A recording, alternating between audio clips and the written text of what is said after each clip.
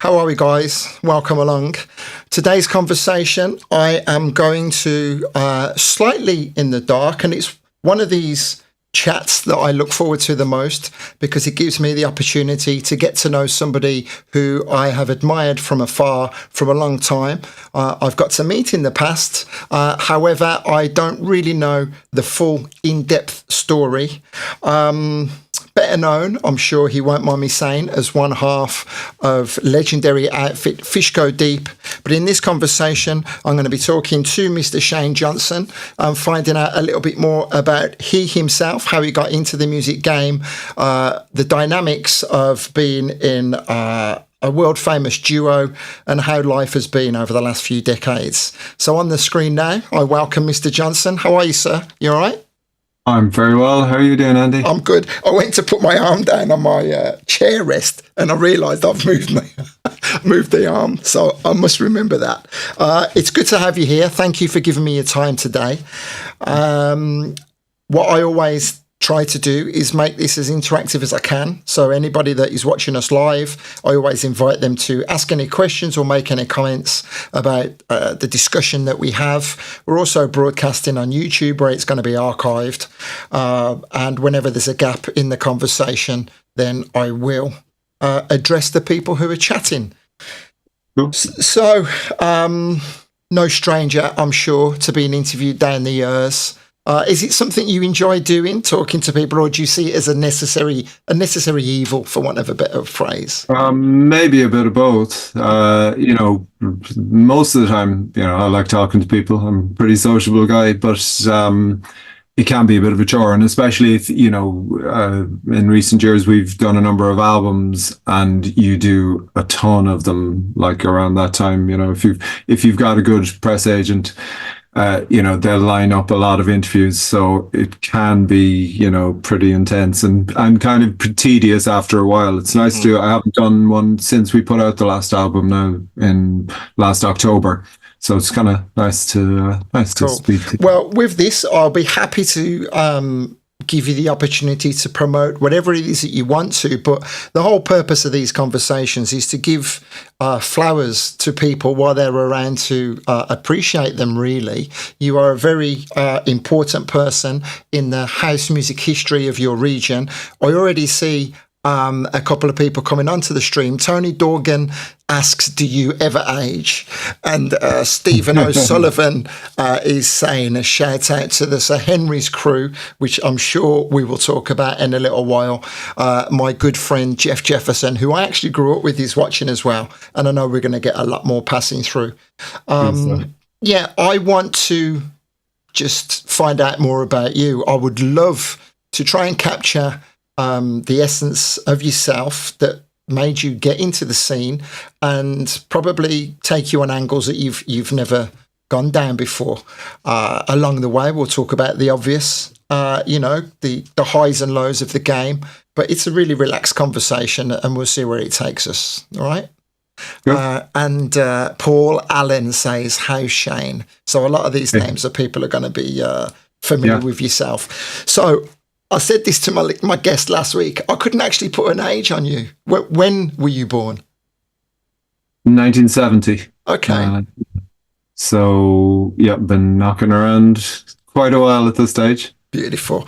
Well, over the years, I have spoke to a lot of people from the same era, also a 1970s baby myself. So it would be interesting for me to hear the similarities and the differences between our cultures growing up. I say our cultures, life on the streets, so to speak. So tell me some of your earliest memories. Paint a picture of life. You born and bred in Cork? Yeah, I lived here all my life. My parents had lived in Galway. They were both from Cork, but they'd lived in Galway for most of the 60s, and I had kind of older brothers and sisters who were all born in Galway or grew up their early years in Galway. So they had just moved back to Cork when I arrived. And kind of settled into the house that kind of I lived in right through my childhood, where my mom and dad kind of lived like all their lives. The earliest memories are nearly all kind of musical. My dad he was really into jazz, had a really good hi-fi system that kind of he played nice and loud, kind of, from when we were very young, like, so that's kind of my abiding memory of home, like music. And then as my older brothers and sisters got older and started developing their own tastes, like all these other kind of influences and all these other sounds kind of were kind of coming into my ears. So yeah, I think particular tracks or particular artists kind of always kind of bring me back to kind of sort of memories of the family and kind of hearing maybe that person for the first time. Okay. Without putting you on the spot, if I asked you to name me one of those artists, could you pull someone out of thin air? From my dad, it would be like maybe Ella Fitzgerald or kind of Bill Evans or, kind of Miles Davis probably a little bit later, so it's kind of that sort of stuff would be, I mean, even at the time, I probably didn't appreciate it. Certainly when I was kind of a young kid, like it probably annoyed me, sort of hearing Ella scatting her way through, my favorite things or something like that. But in retrospect, they're kind of some of the artists that I love the most, and, that was the grounding was there kind of when I was growing up. They were the seeds, I think, that were planted. Most definitely. Unconscious foundations. Were you ever allowed to touch the gram? Yeah, well, kind of initially, sort of when my dad was at work, I'd kind of, when I first started buying records myself, I guess I would have been 11 or 12 and I'd save up my pocket money. And I think I remember my brother Billy, my older brother, bringing me into one of the record stores in town and picking up, I can't even remember what it was off the top of my head now, and bringing it back home and kind of being very careful on my dad's Torrens deck with like a really, really expensive needle on it, sort of very gently putting it on. Wow. Amazing. So you will have heard, the stories of the music scene in the UK. Was it the same in Cork? Did it run parallel, the same music movement? Now you're going to have to forgive me. I may ask some really obvious and ignorant questions, but it's the first time I've ever really thought about this because different scenes and whatever. Like Cork in the 70s and certainly in the 80s, when I started kind of being aware of any sort of scene, it was such an isolated place. I mean, people, it's probably very hard for younger people today to understand before the internet, before YouTube, before any of this, you kind of only really heard sort of alternative music on maybe one or two kind of shows on the radio. You like, if you wanted to find out about a track, you had to kind of do research. You had to kind of maybe get magazines. You had to kind of look up. You had to go into record shops and request kind of particular things. You didn't have the instant availability of all music. So I think in Cork, probably like a lot of other small cities, in Ireland and in the UK, developed its own little scene. Sort of influenced by, some outside stuff, but very much kind of influencing itself and developing its own sound. And certainly like in the 80s, I know my partner Greg, he's from Dublin originally. And when he came to Cork in the early 80s, he was amazed that there was a really good like dub reggae scene. That had sort of developed, kind of a few sort of enthusiasts had kind of brought in some music, and that had got more people into it, and it had developed into a nice little scene. So, and likewise, can say the rock scene there was very different to what was happening in Dublin, where you would have had U2 and a whole load of kind of copycat sort of bands, like who wanted to be the next U2. Kind of the scene would have been a little bit more like that. So Cork had a very distinctive kind of sound and style. Okay. You mentioned about radio. Were there any people in particular or any stations that you would listen to get your fix? Little bits of John Peel, but more kind of, I'd hear cassettes, you wouldn't, kind of picking up the BBC was a bit of a tricky business here. You'd have to mount a special aerial and, kind of. I guess Dave Fanning would have been the Irish equivalent of John Peel. He was on the national station here and wouldn't have been as adventurous, but would play generally good music. And then some of the pirate radio stations in Cork, you would have specialist shows on them that would you'd kind of pick up bits and pieces. But I think a lot of it, my older brother Billy, he's 6 years older than me, I think, and he was like he's always been fanatical about music, and he would bring home records that would I'd just hear him play them, or he'd say, "Take a listen to this." And that was a huge influence, Okay. So a lot of the times I will talk to people and reminisce, romanticize about the early hip hop, early electro breakdance and the likes. Was there a big scene? Does that ring true to you as well? I wouldn't say there was a big scene, but that was definitely the first music that I got into that I thought was my own. That like it wasn't kind of through my parents or through the rest of the family. It was just something that it's probably the first hip hop record I heard, or certainly that I'm aware of, was maybe The Message by Grandmaster Flash and the Furious Five. And that kind of that totally caught my ear, and then, a couple of years later, I would have, a lot of the Def Jam stuff, maybe European Rakim, that kind of stuff really sort of excited me, really. And I think a big part of it was that it was something new, something that I wasn't getting secondhand from somebody else discovering. You completely identified with. Ross joins us. Good afternoon, brother. Glad to see you here. And Glenn Kelly's asking a question. I think we just answered. Was your dad's early musical influence the reason you got into the more deep and soulful and jazzy house when you look back? Well, I think we already kind of said that. Yeah, I think that's definitely in there, yeah. I've got to put these arms down. I keep trying to lean on the arms of my chair, and then they're not there because I don't want to bang into my desk.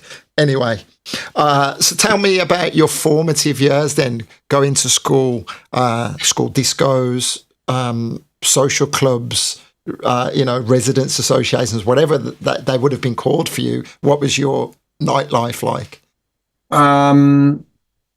School, I got on fine at school. I just kind of found it a bit dull and a bit boring. Didn't really engage me. I was kind of some of the subjects I was sort of into, but I think I kind of knew fairly early that I wasn't really going to go into, or I certainly didn't have a desire to go into a regular career. Where like when people were making decisions about what subjects to take, it didn't really interest me. I was into English and kind of history, maybe stuff like that.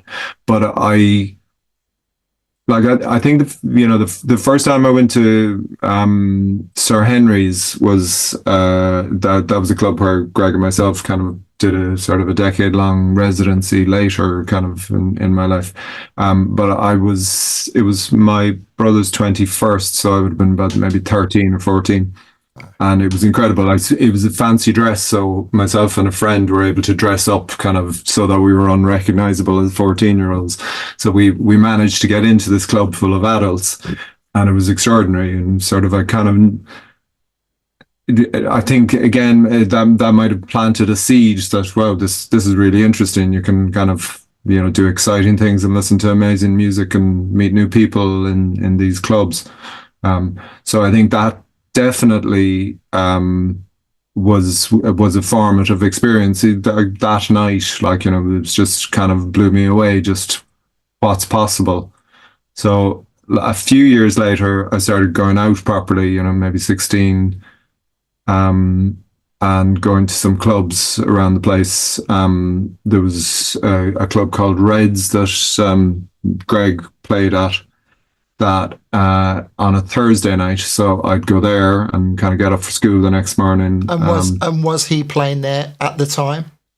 Yeah, Not in Sir Henry's. He was playing in a couple of Reds. clubs. Right? Yeah, yeah. He's Greg's a few years older than me, so I had just started DJing.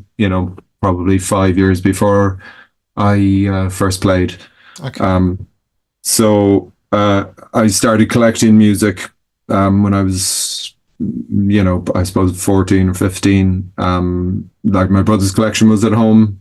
He had moved to London, so he'd left a lot of his records behind. So that was, sort of maybe the kind of start of it. And I used to go to London sort of maybe twice a year, kind of just to visit. I had some other family over there, and would go to record and tape exchanges and, secondhand shops and pick up, slowly started to build up a collection.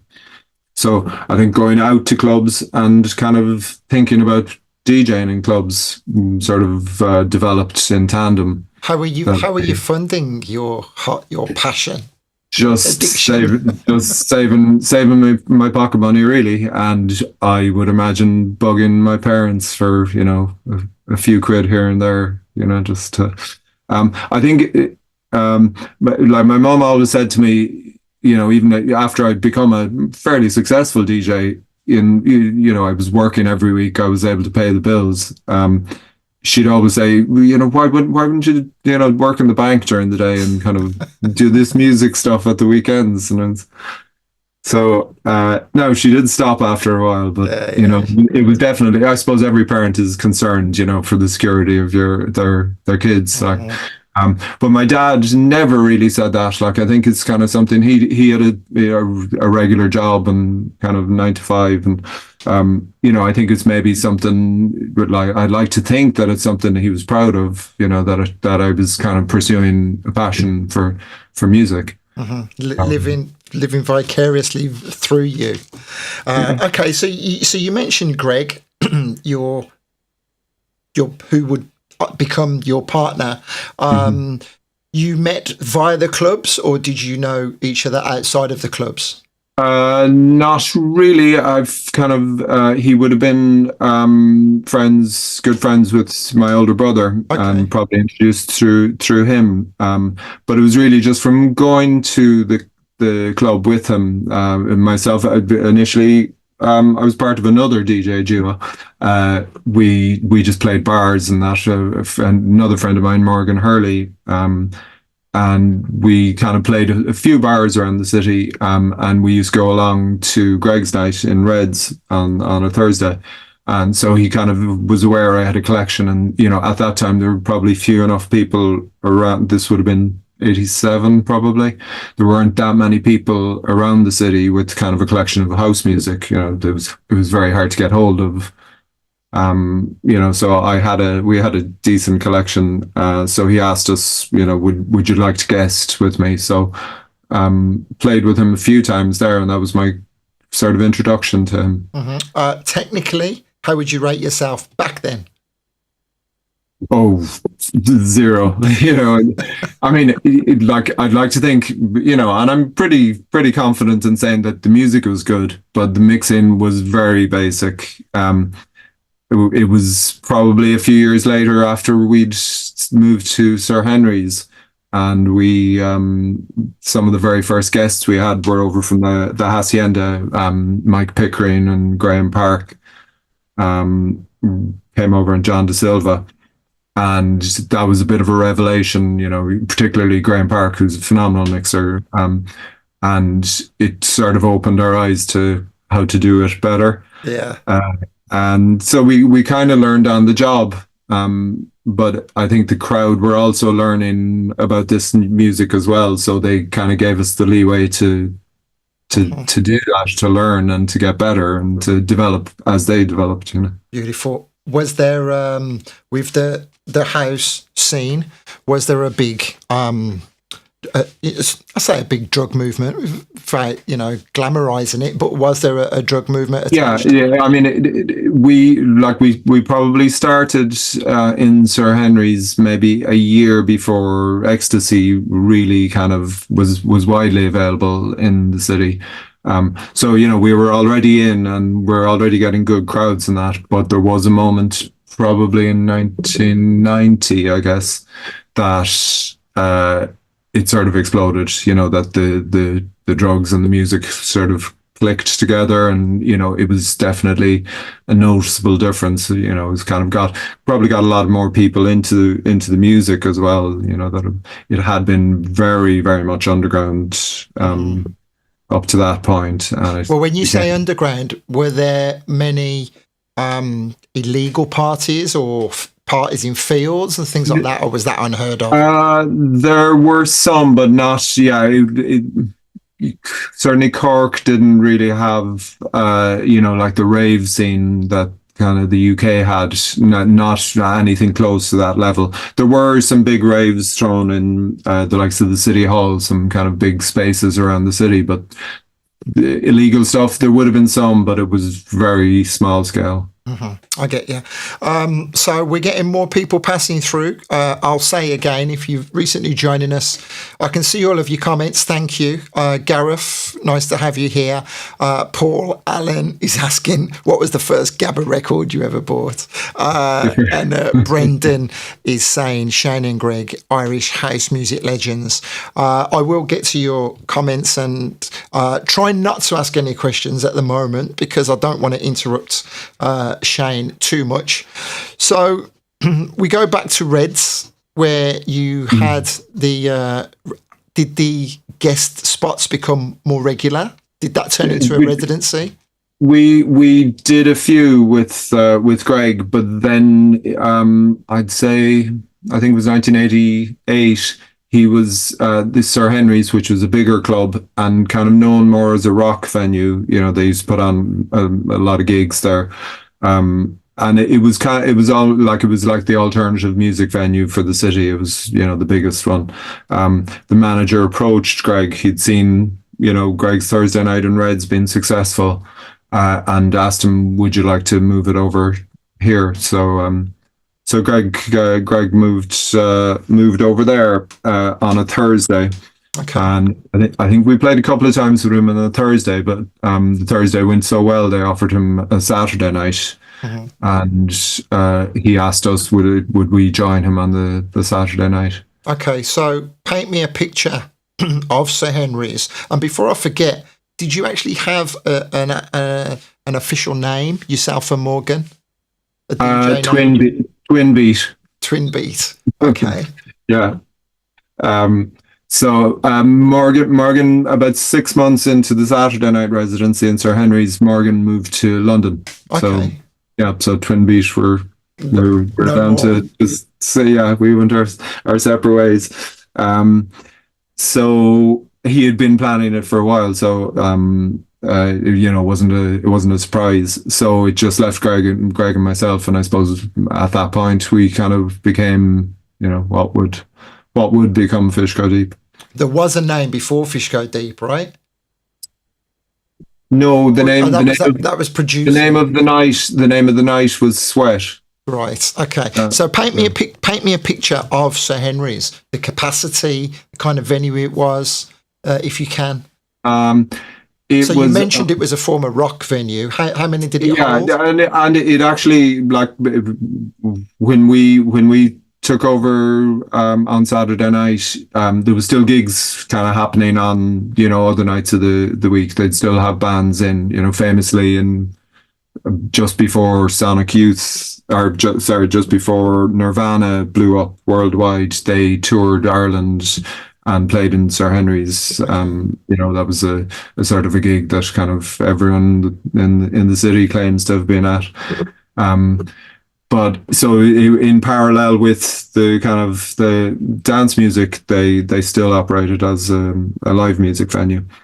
So it was a big space, kind of maybe 600 capacity, split into two rooms. There was a small back bar, 100 people, and then up front, a long rectangular room with a good sound system, which was kind of that was key to kind of us being able to kind of play maybe the deeper stuff over the years. There was always good sound there, so you know yourself, like if you've a good system to play on, you can kind of get away with kind of playing maybe deeper music, or you don't have to hit people over the head all the time.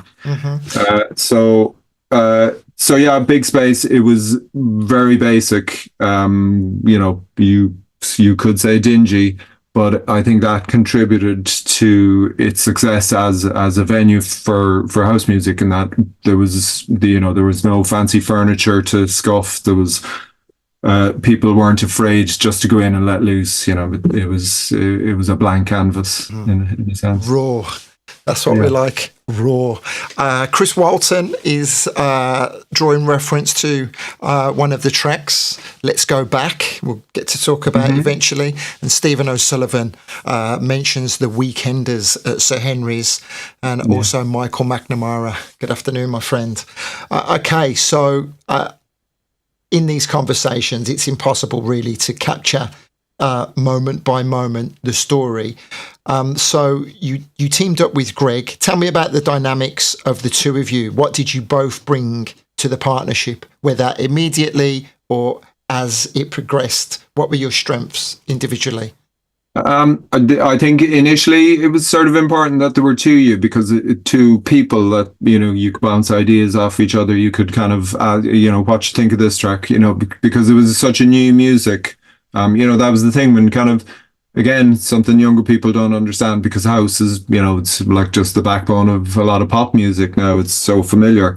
But for me, when I first heard it in 1986, it was like, what is this? It was just so different. Obviously, you could hear disco kind of influences there, but say the pure kind of Chicago stuff, it was like music from another planet. It was it was that different, and it was that fresh, and it was that exciting.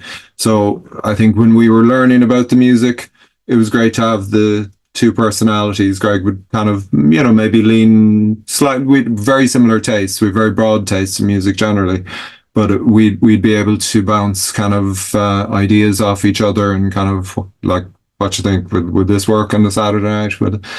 So you probably maybe talked about it a little bit more initially, but after a few years, then you just kind of know, like, what the other person is kind of, is thinking, and kind of what they have in mind if they're playing a particular kind of sequence of tracks. You can see where they're heading.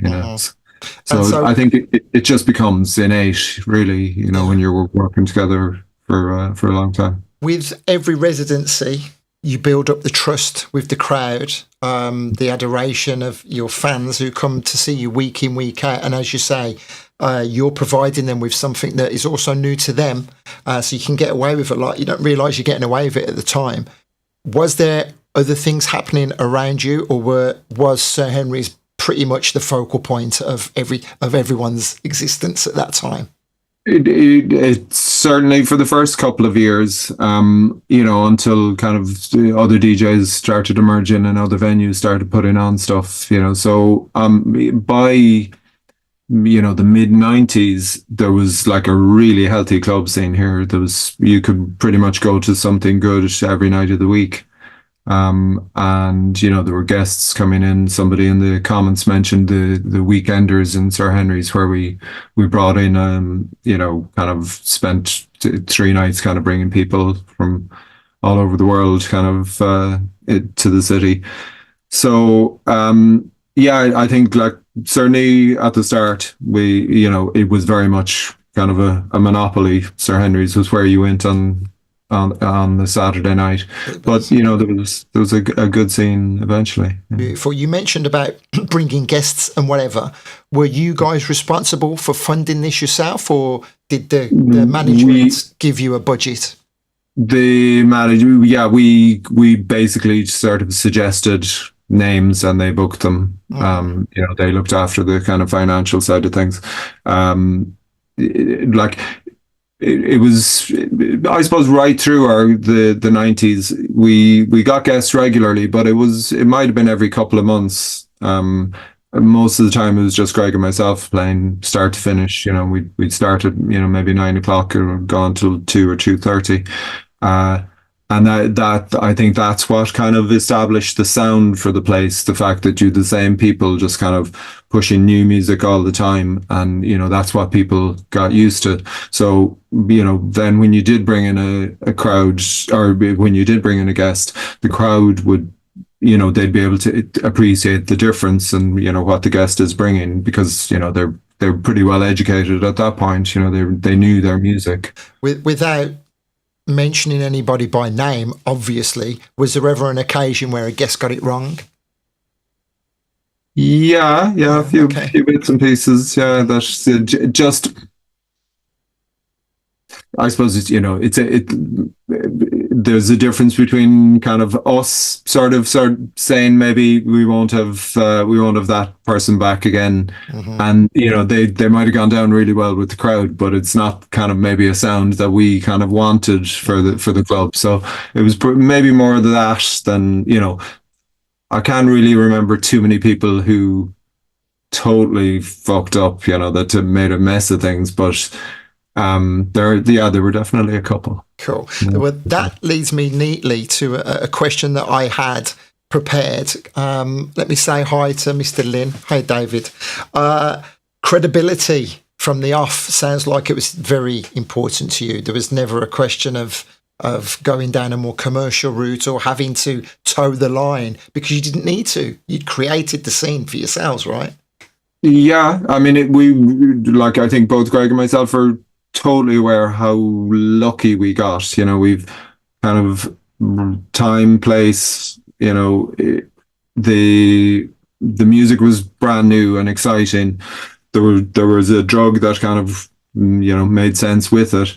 The venue was perfect for it with a good sound system, and it just kind of we're aware that we got lucky kind of to that extent. But I'd like to think then we kind of ran with it and sort of the place really developed its own sound, which is, okay, I mean, you might call it sort of broadly deep house, but, it was a lot more than that kind of sort of brought into it. There was bits of techno, there was a lot of Chicago stuff, there was, loads of vocals, loads of New York and New Jersey stuff.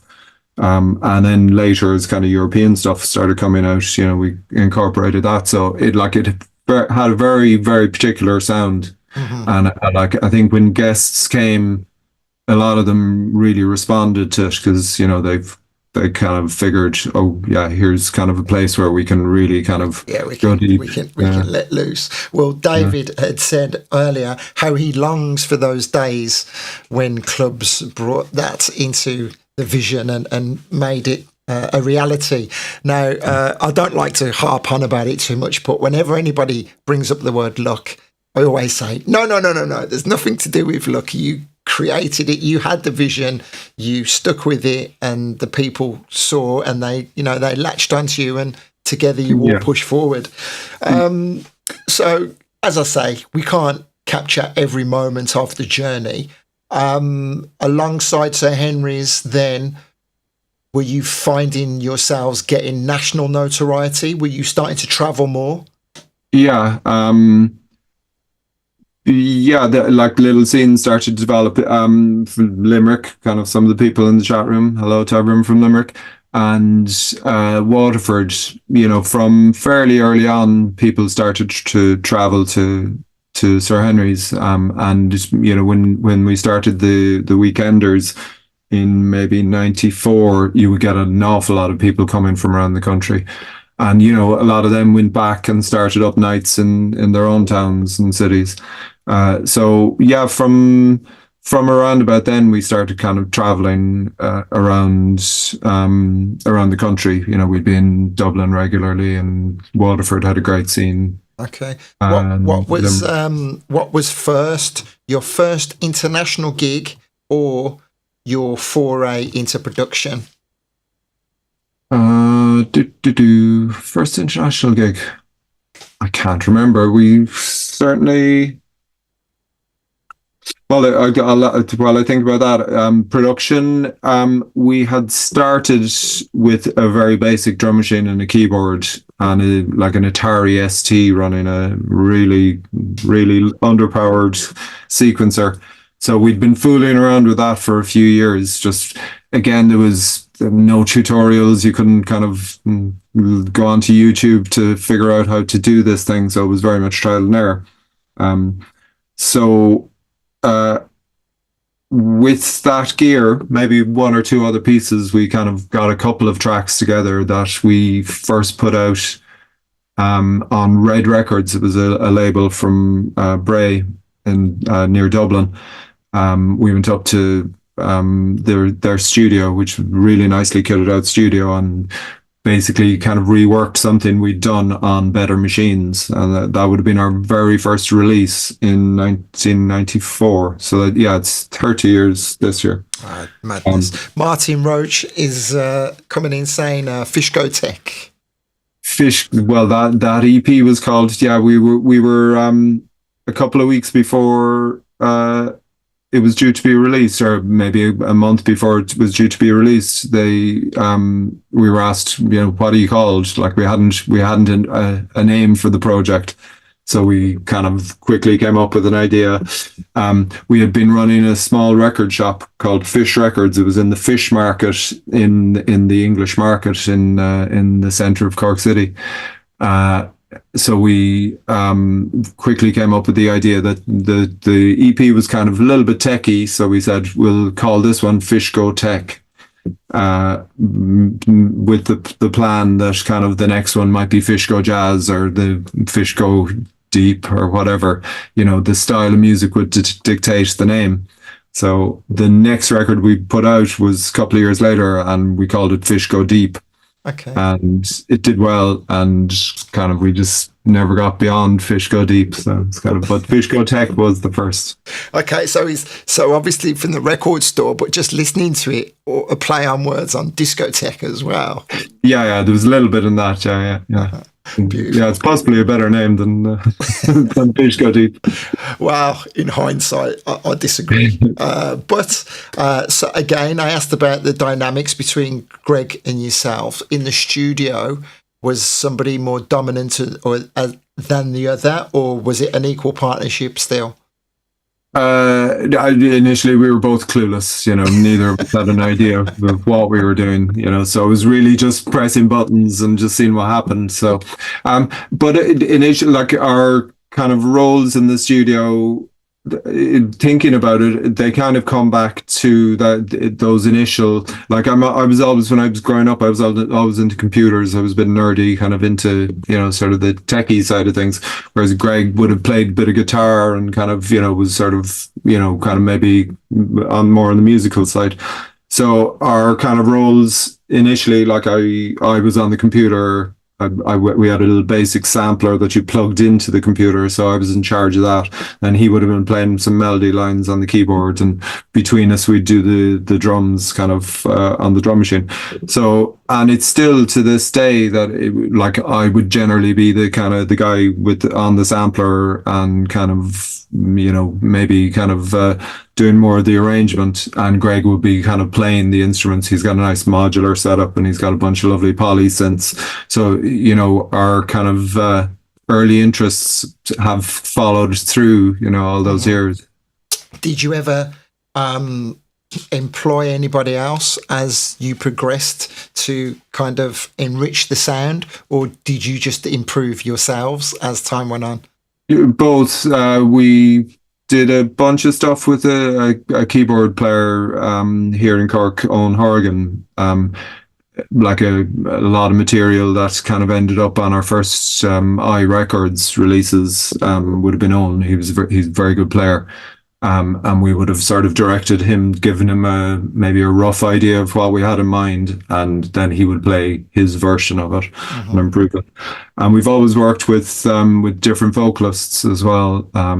Initially, would have been with a couple of local vocalists. Rebecca Maher would have been one of them. But like right through, we've kind of now, I suppose there's kind of various players. If we need a bass player, we know a bass player. If we need a percussionist, we know a percussionist. But we generally kind of do that sort of ourselves.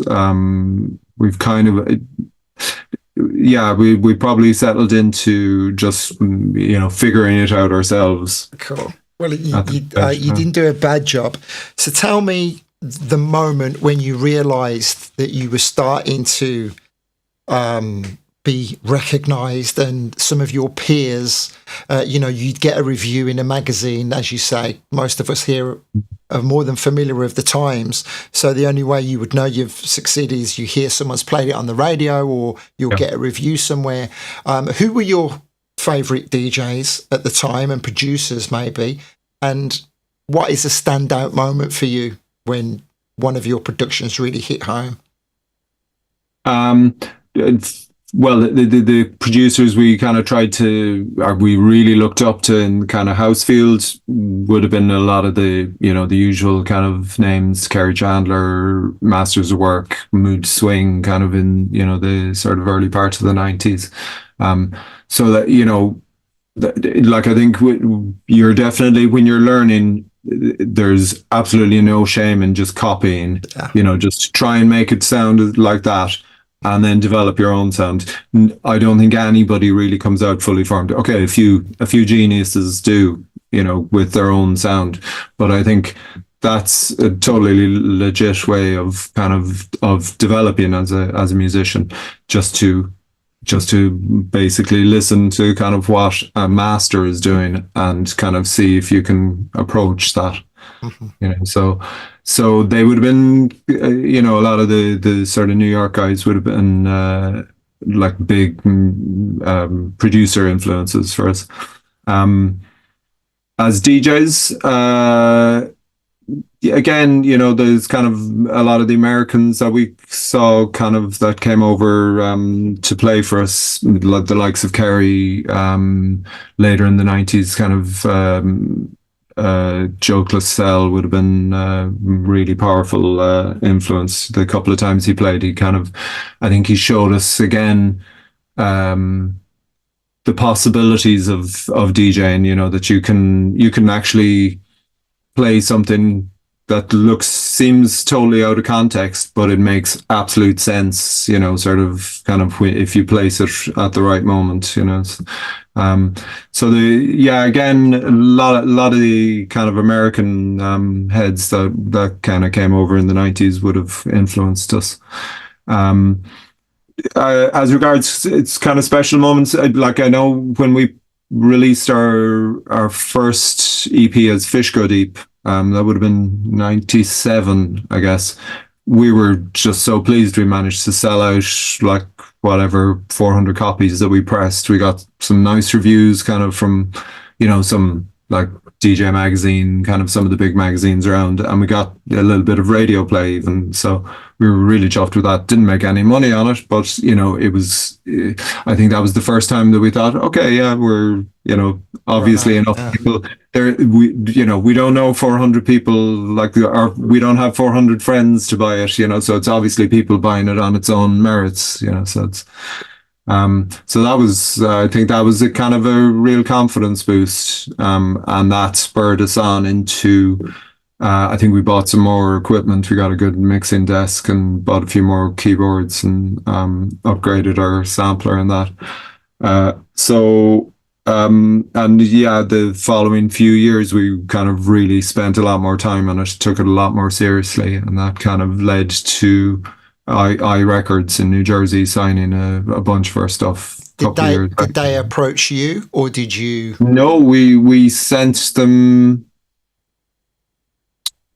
I have a feeling, which is probably something I wouldn't recommend to anybody sending music to labels now. I think we might have sent them 12 tracks. Send your best too. Yeah, and we said, and I think they were the first label we tried at the time. They were really hot. There was like some really, really good music coming out. It was Todd Edwards would have been like smashing it back then. Kevin Yost, there was like a bunch of really good stuff. So we said, let's kind of aim high, and we sent them 12 tracks, and they got back and said, yeah, we'll take them all.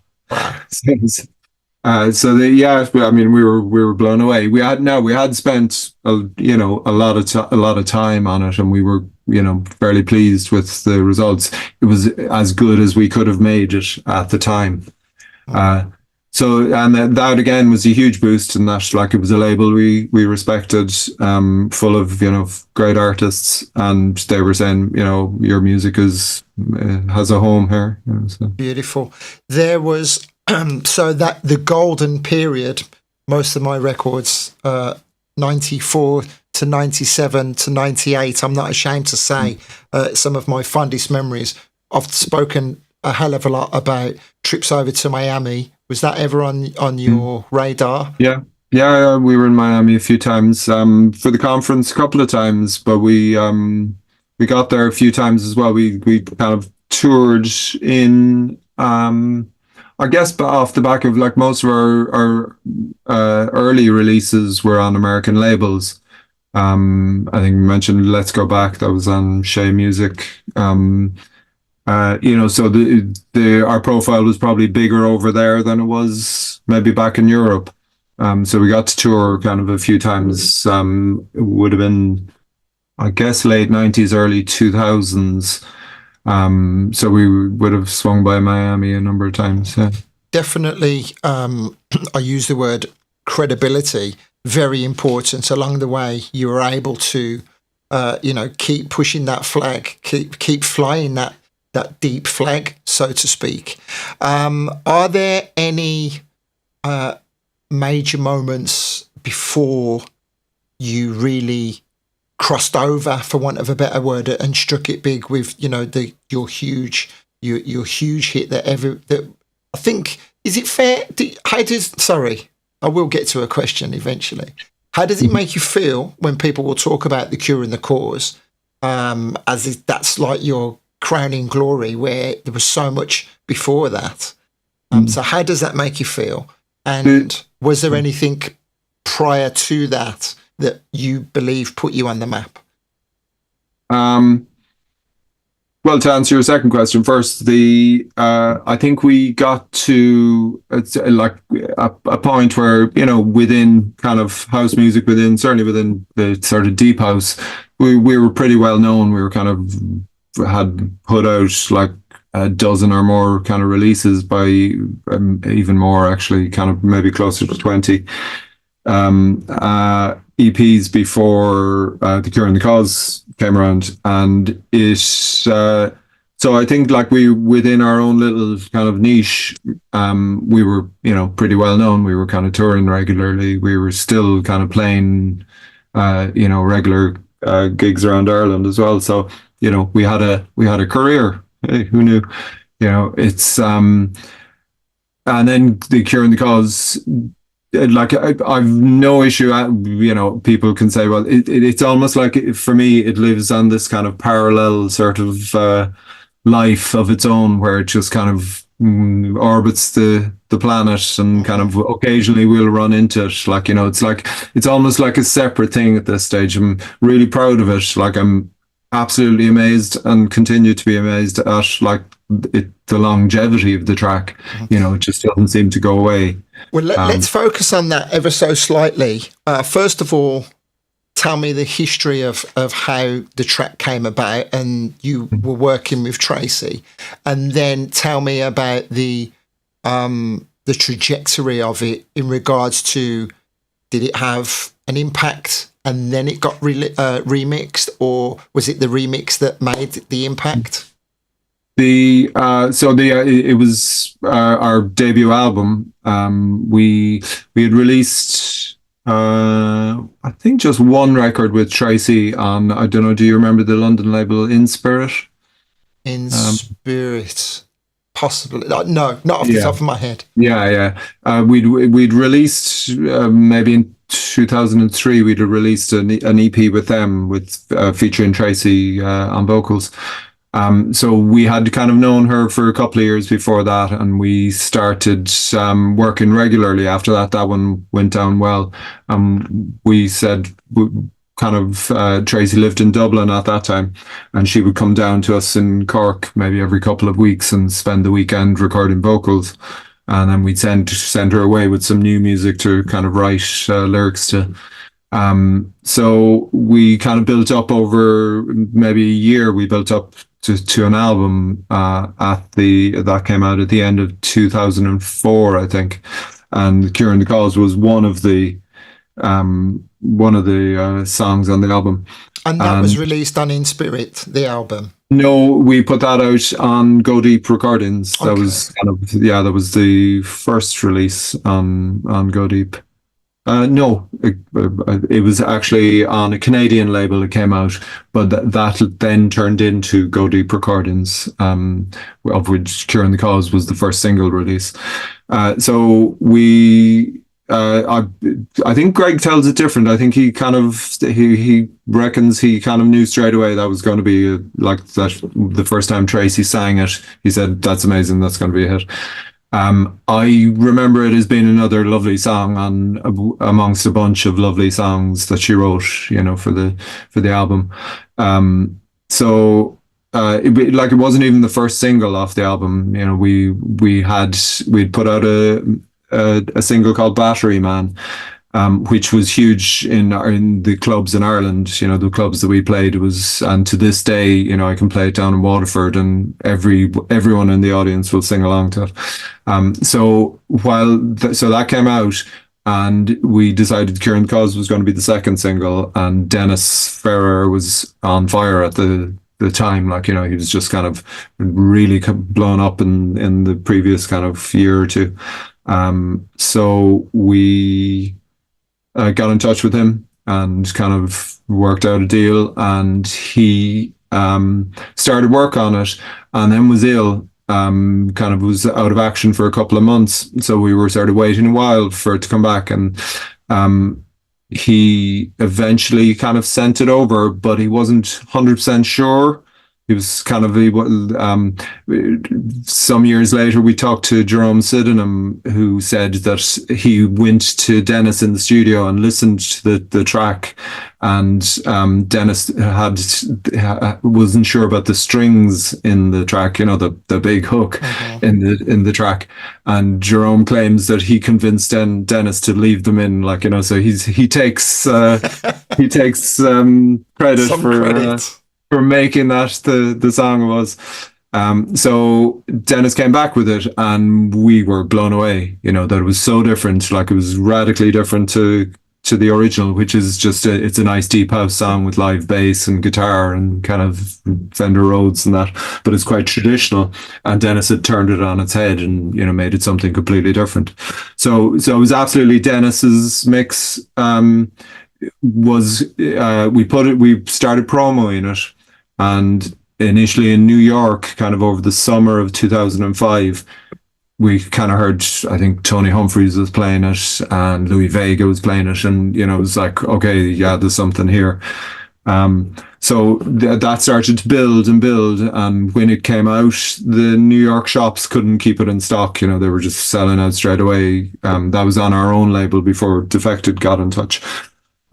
So it was clear that it was big, and we were really, really delighted. We were saying, wow, this is a result, it's kind of, but then Defected came in, and, with their kind of muscle and their power, so I think it was towards the end of 2005, Simon contacted us, and we came to a license deal, and, then they kind of sat on it for a little while, which we were sort of saying, strike while the iron's hot, just get it out. But it had started to kind of cross over into the kind of UK funky scene in England, and right through 2006, it was kind of bubbling there. So by the time they eventually put it out, I think it might have been summer 2006. It kind of just blew up, sort of. It got into the charts. Our local newspaper was Cork Electronic Duo in top 20, in UK top 20, which isn't a headline you'd read too often in the Cork papers.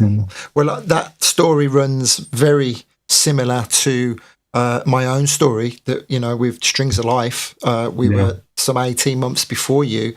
How, so at the top of the interview, we were talking about, you would have been, doing these interviews way back then, more than you would have cared to have done. was there a toss up between yourself and Greg who was going to do them all? Did you balance it out? Is Greg more shy? Is he more vocal? No, he's definitely more vocal. Yeah, he's able to talk. So yeah, I mean, obviously, kind of once it came out and that, there was photo shoots and sort of all these things. We made a video. A lot of uncomfortable things. Yeah. So it was, but it was fine. It was all new. It was exciting. I mean, it had a knock-on effect on our DJ careers, and that we started getting more requests. But after a while, we kind of not that we turned stuff down, but we kind of we pointed out to, kind of a promoter like who just contacted us out of the blue, that, we're not going to be playing The Cure and the Cause all night long. It's kind of, take a listen to some of our online mixes. That's what we do, sort of, people assume, I think, because, you have a big track, you're just going to be playing that track and similar, for the night. But, but the thing is, it is, I mentioned Strings of Life. That is a huge piano anthem, hands in the air kind of track. So people were also doing the same thing, booking me, expecting that all night, which I did for a little bit. But Cure and the Cause is a very deep, cool, credible underground record. So it wouldn't be so bad if you did play like that all night. Dennis is no, and like we absolutely kind of like curiously. In Ireland, the album mix is the one that kind of the original mix will be the one that's kind of is the big song. Like we had been playing that for quite a long time before the remix came out. So that's if I do play it in Ireland, it's more likely to be the original one. And then like if I it's at this stage it's one I'll. Yourself as a DJ, if you're in a particular situation where you think, they could use hearing that, you'll play it, but kind of normally, it wouldn't it wouldn't get an air. It wouldn't be on your radar. So yeah, there's enough other people playing it. Yeah. You said about, making sure that promoters were aware of what it was you did before you went and had a bad gig. Was that off the back of experiencing a few bad gigs and thinking, a little bit, yeah. And I mean that's the way we've kind of always. You see, I suppose we're sort of spoiled during the 90s, where every Saturday night it was a great night. It was like it was never less than excellent. You didn't really have bad nights in Sir Henry's. Maybe a little towards the end when the club was kind of the owners had kind of started to let it go a bit. So we were just used to good gigs, really. So when we started touring around, kind of I think we sort of took the attitude that if you're going to do all that traveling, if you're going to go halfway across Europe or further afield, if you're going to go to America, you want to make sure that it's worthwhile, obviously financially, but also you want good nights, and you want to be in a place where you can kind of present the best version of yourself. Cool. It's there's nothing worse than coming away from a gig feeling unfulfilled, as you say, especially after you've been so spoilt by the crowd. So you mentioned the ending of Sir Henry's, just too much choice in the end for people to go. And so it kind of fizzled out naturally. As I mentioned, the owners, they basically were just taking every penny out of it and putting nothing back into the place. And now, while I like a dingy venue, there has to be a certain standard, and there has to be a certain level. And you'd be coming in and there'd be like a speaker blown or something, and it wouldn't be fixed for a month, or it just got to a point we were probably, like, it also coincided with us starting to release a lot more music and traveling a lot more. So I think kind of both Greg and myself agreed that it was probably time. We'd been there for 12 years, 13 years, since 88. So we used to do an annual birthday party, kind of an anniversary party in October and November. And we did the 13th, and then kind of announced that that was it. That was the last night, So we kind of left on a high, a celebration, and it was no regrets really. It was a brilliant residency. Great, a great story. So many years, and it's only when you look back you realise how fast it all goes, and the highs and the lows.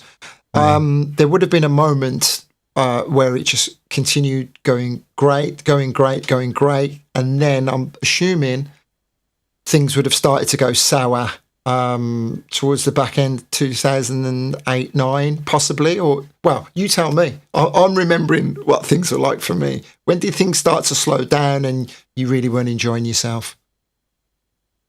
In terms of going out, playing, trying to find a sound that you could satisfy your own artistic desires and also continue to sell, or has that always been amazing for you?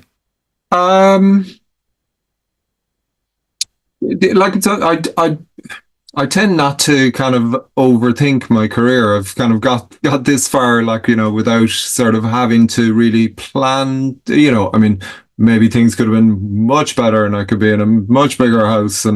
But I've kind of always sort of taken the opinion that, you obviously you have to plan ahead to some extent, and you have to, be a grown up about these things. That's overrated.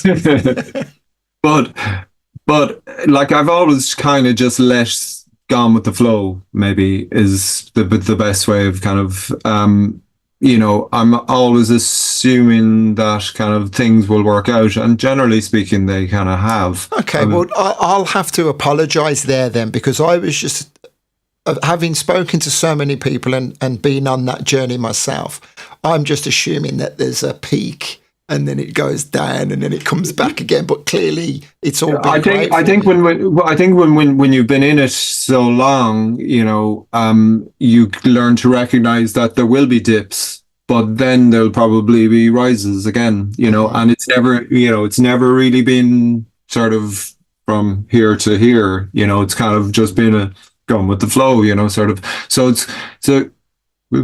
you do kind of realize.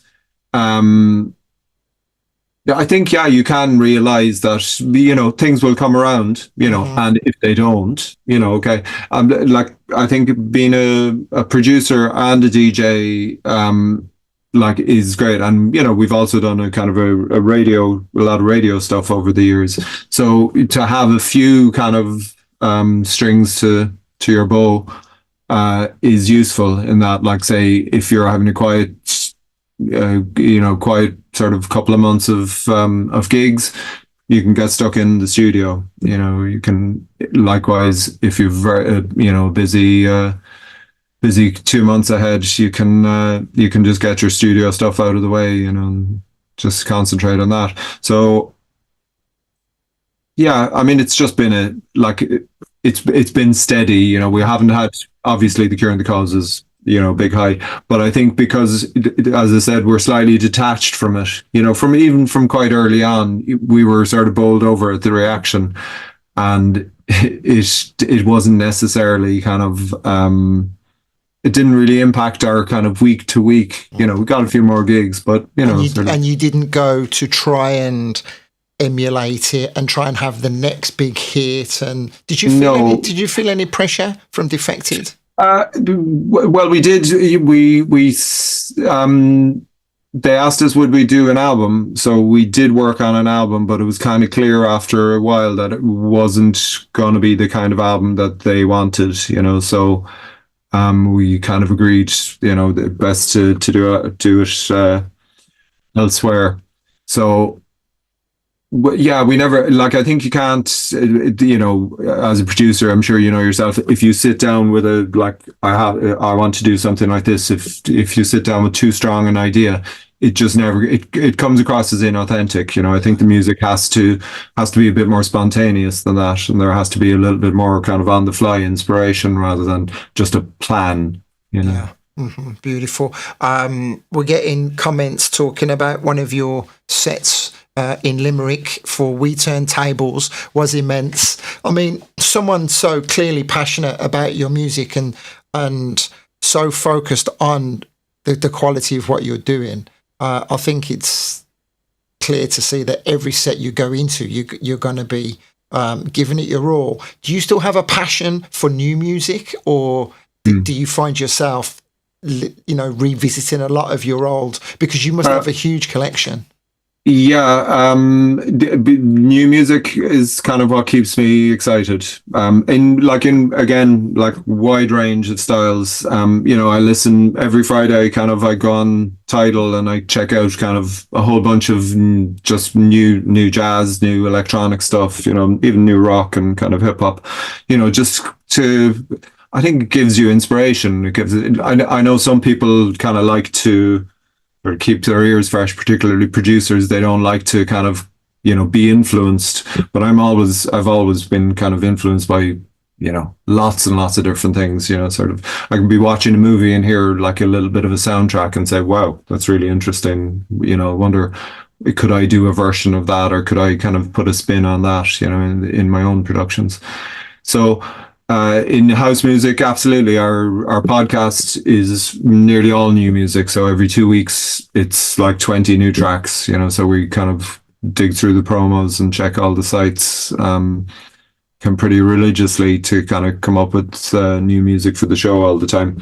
As regards gigs, we kind of lean mostly to new music, but there's such a catalogue of amazing older stuff, and there's a lot of younger people now haven't heard them. Like they don't know kind of a track that from 1994 that you assume everyone knows and loves. Like you can play it in a club, and it's clear that they've never heard it before. They might appreciate it, but it's not a classic in their ear.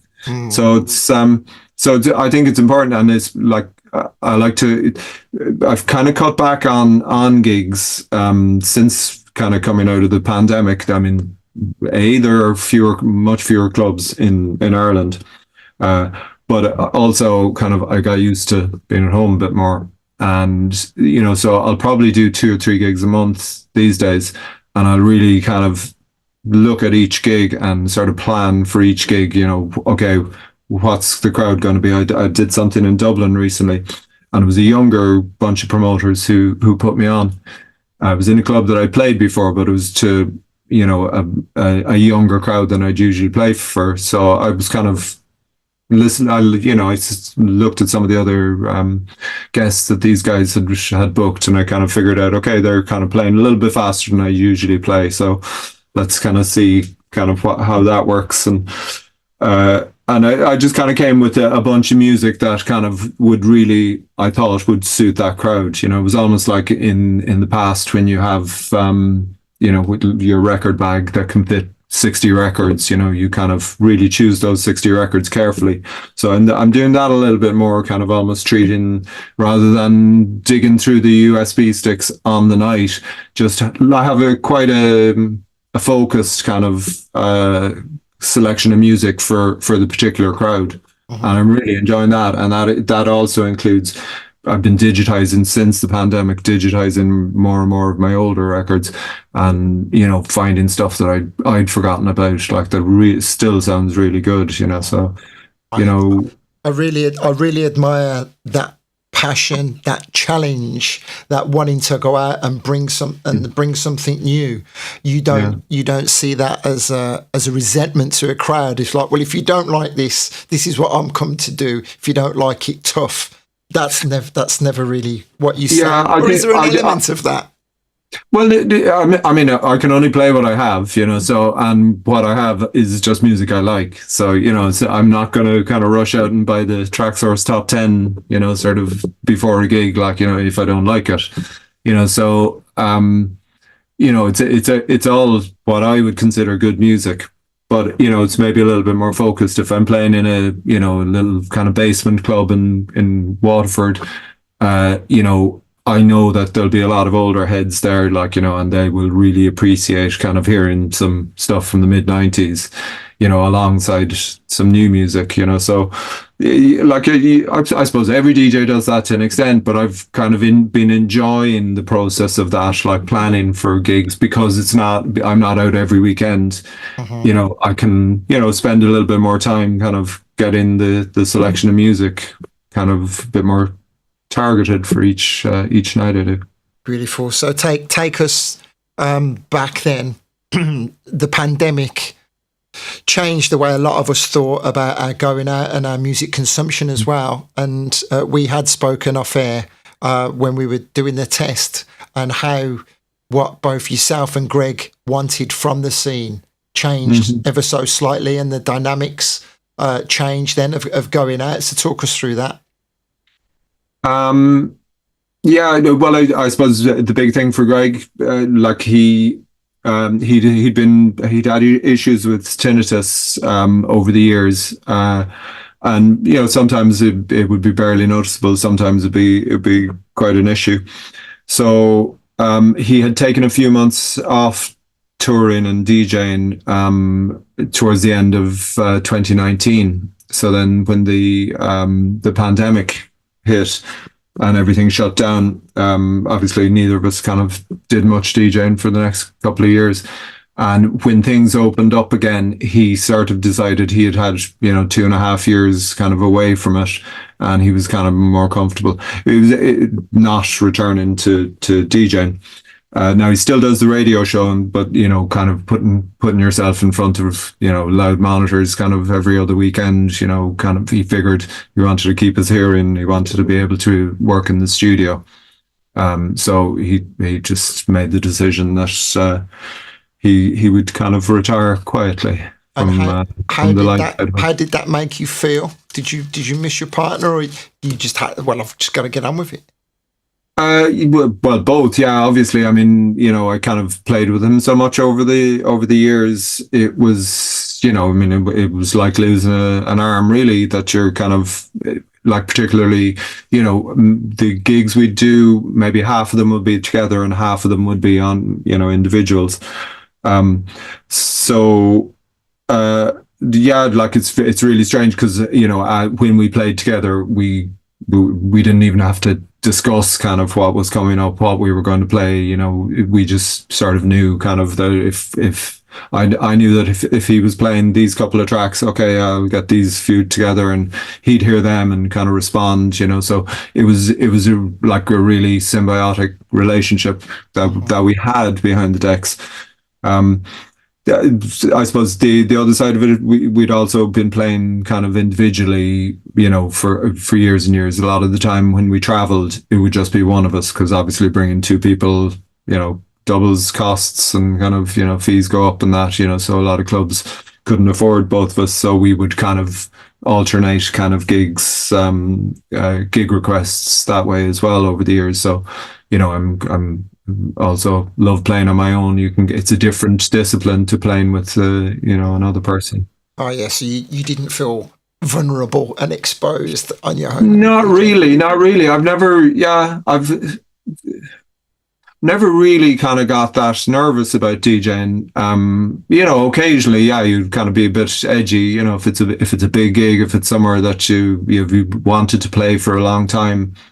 But I mean, I suppose at the end of the day, you're only kind of standing up there playing other people's music. It's not that it can be stressful, but it's not that complicated.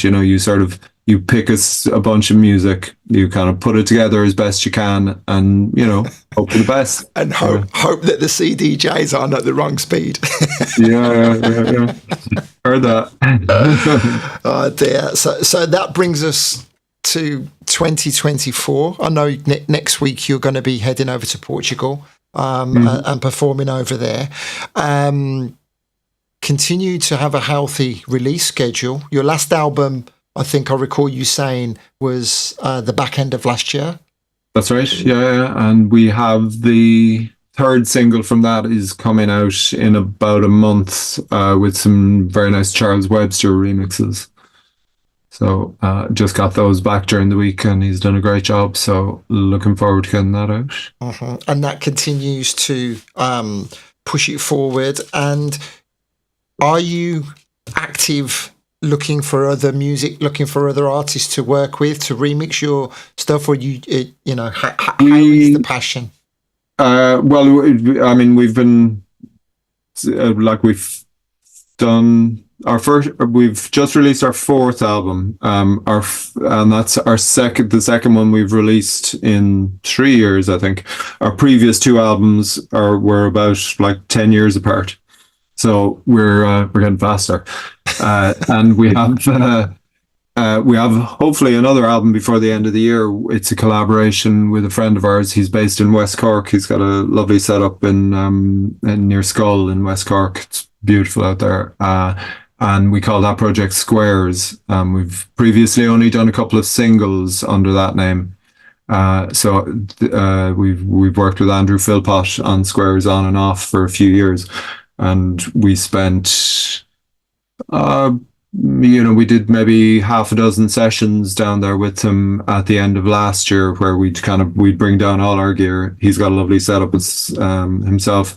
We do these long jams kind of together, and then sort of chop them up and take bits out and sort of arrange them into individual tracks. So we're kind of a good chunk of the way through that album project. So hopefully we'll be getting that out before the end of the year. Okay. So I see all of those books behind you. Outside of music, let's just focus very briefly on that. What is your passion outside of music? I like books. And I like gardening. Oh, really? Okay. I grow vegetables. Here's some corn, sweet corn, which is just coming up. Gardening is amazing. It's kind of it couldn't be more different to being in a noisy club, kind of being out in the garden and in the quiet, like with the birds singing. I grow veg. My wife grows flowers. So we between the two of us, we kind of we feed the body and mind. We're still part of the creation process, right?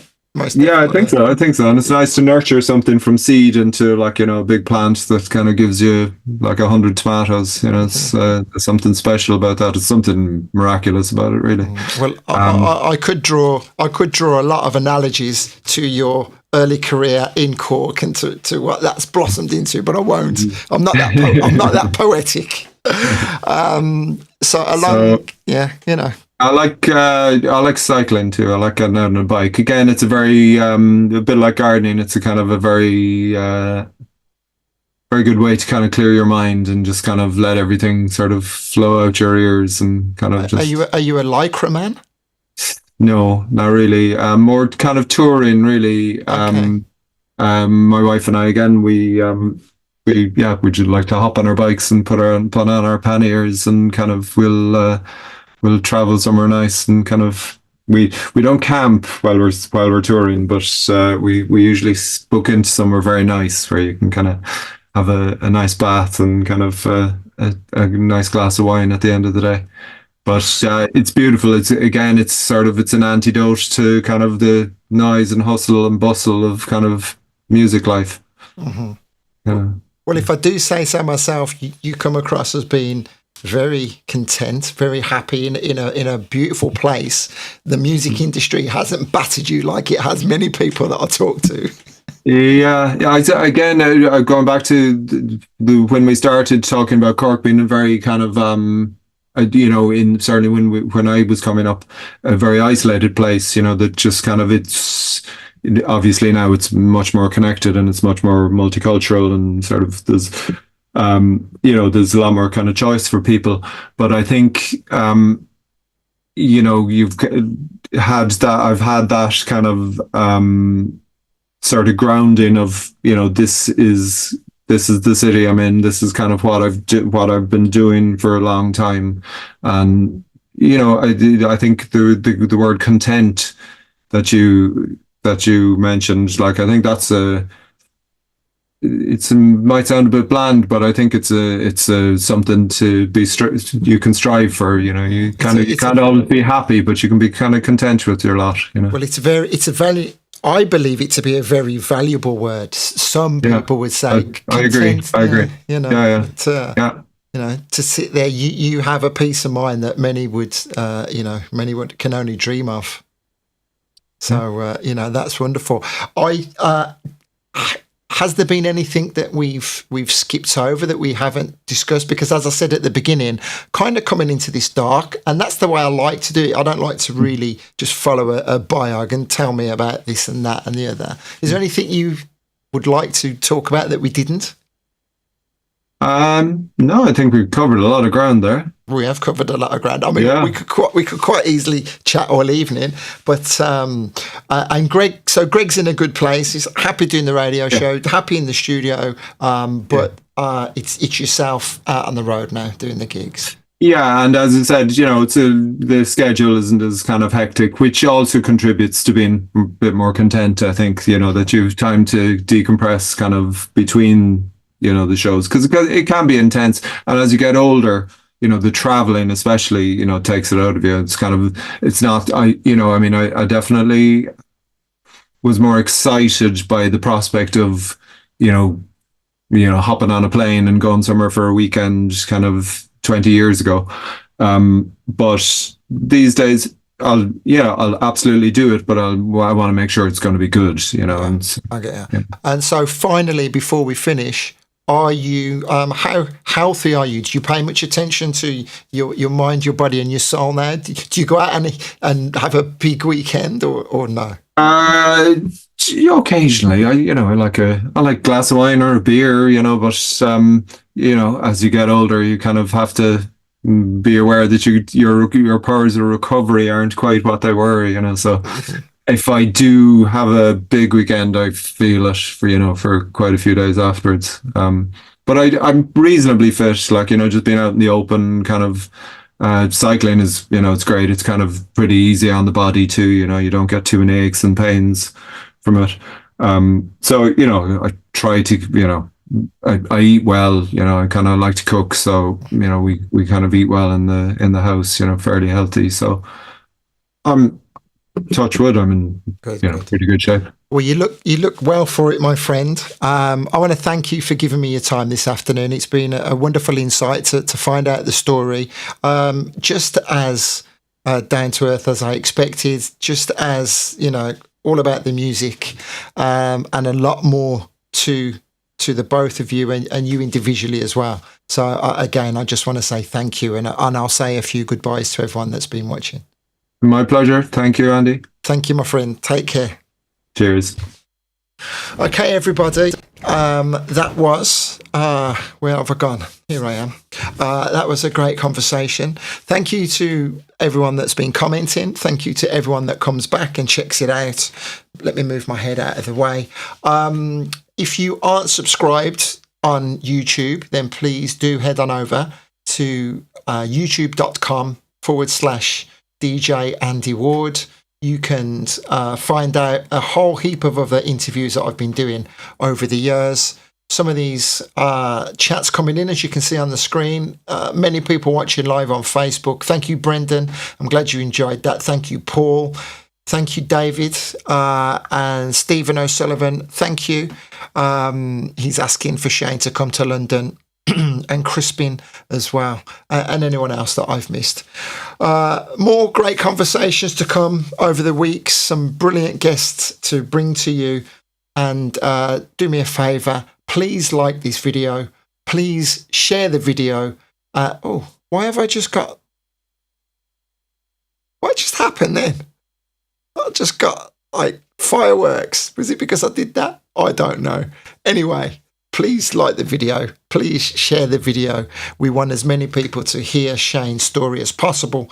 And I would love for more people to see the other interviews that I've been doing. Respect to everybody who support me on a regular basis. The Access crew throughout April. These wonderful boys and girls have subscribed. They chucked a tenner into a pot, and throughout 2024 we are actually building a freshwater well in Africa. If you want to take part, you can find out more about that on my wall.